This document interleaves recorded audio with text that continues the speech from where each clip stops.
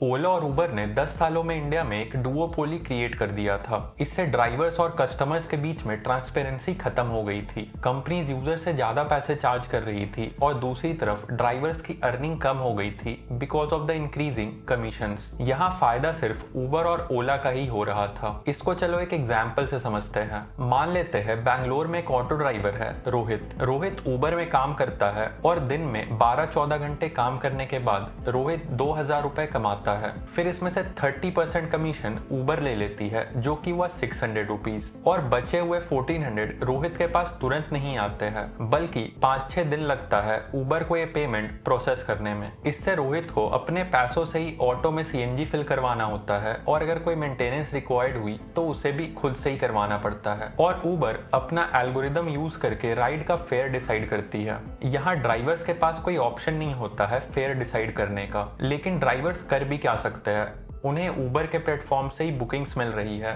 और इस वजह से ही वो पैसे कमा पा रहे हैं। अब मान लो रोहित 2 साल से उबर में काम कर रहा है और 2 साल मेहनत करके रोहित ने 4.5 रेटिंग अचीव किया है। अब रोहित डिसाइड करता है कि मैं ओला ज्वाइन करूंगा, तो रोहित ओला में स्विच नहीं कर सकता है क्योंकि रोहित ने जो उबर में इतना टाइम स्पेंड करके अपनी रेटिंग बिल्ड करी है, अगर वो ओला में जाता है तो उसे फिर से 0 से स्टार्ट करना होगा, उसकी सारी रेटिंग चली जाएगी और इस वजह से ही रोहित को उबर पर ही काम करना पड़ता है। यहाँ पर 2 मेजर प्रॉब्लम थी ओला और उबर के मॉडल में। सबसे पहला तो था डिलेड पेमेंट। इससे ड्राइवर्स को लोन लेना पड़ता था ताकि वो अपने ऑटो में सीएनजी फिल करवा सके और कस्टमर्स को सर्विस दे सके। और दूसरा प्रॉब्लम था कमीशन। दिन भर काम करने के बाद भी ड्राइवर्स की इतनी इनकम नहीं हो पाती थी क्योंकि मेजॉरिटी ऑफ द इनकम तो प्लेटफॉर्म से ले लेती थी। इन सब प्रॉब्लम को ही सॉल्व करने के लिए नम्मा यात्री स्टार्ट हुई थी। नम्मा यात्री को जस्टपे ने स्टार्ट किया था। नम्मा यात्री का गोल था एक ओपन और ट्रांसपेरेंट प्लेटफॉर्म क्रिएट करने का। इसीलिए जस्टपे ने नम्मा यात्री को ओएनडीसी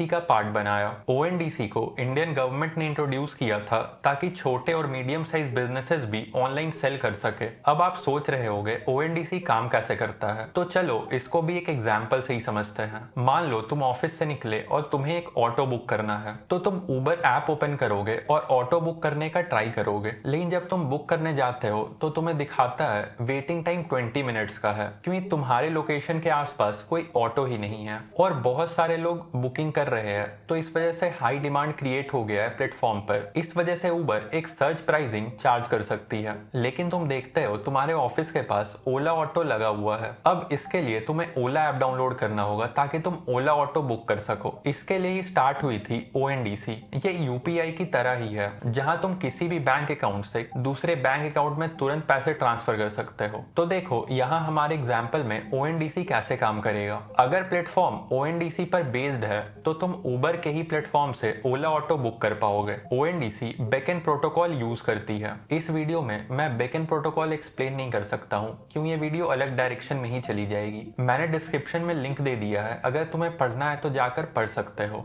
अब टॉपिक पर वापस आते हैं। नम्मा यात्री ने ऑटो ड्राइवर्स के लिए 0 कमीशन मॉडल इंट्रोड्यूस किया था और एक फ्लैट सब्सक्रिप्शन फी इंट्रोड्यूस किया। मतलब दिन भर में ऑटो कितनी भी राइड कर सकती हैं और ऑटो ड्राइवर्स को एक दिन का 25 रुपए सब्सक्रिप्शन फी देना होगा नम्मा यात्री को। लेकिन अगर ऑटो ड्राइवर्स दिन का 10 राइड से कम करते हैं तो उन्हें हर राइड पर 3.5 रुपीज देना होगा। इस 0 कमीशन मॉडल से ड्राइवर्स की अर्निंग बढ़ गई। स्टार्टिंग वाले एग्जाम्पल को ही फिर से देखते हैं। मान लो अब रोहित ने नम्मा यात्री ज्वाइन कर लिया, तो रोहित जो पहले 600 रुपीज कमीशन दे रहा था उबर को, अब रोहित को सिर्फ 25 रुपए कमीशन देना होगा नम्मा यात्री को। तो इससे रोहित की इनकम जो पहले 1400 हो रही थी अब बढ़कर 1975 होने लगेगी। और क्योंकि नम्मा यात्री 0 कमीशन मॉडल पर काम करता है, ड्राइवर्स डायरेक्टली कस्टमर से पैसे ले सकते हैं यूपीआई या कैश के थ्रू। तो जो उबर और ओला में प्रॉब्लम थी कि पैसे 5-6 दिन बाद आते थे, नम्मा यात्री ने इसे भी सॉल्व कर दिया ताकि ड्राइवर्स को इंस्टेंट पेमेंट मिल जाए। नम्मा यात्री का 0 कमीशन मॉडल रैपिडो ने भी इंप्लीमेंट किया है। इसको मैंने डिटेल में रैपिडो के केस स्टडी में एक्सप्लेन किया है,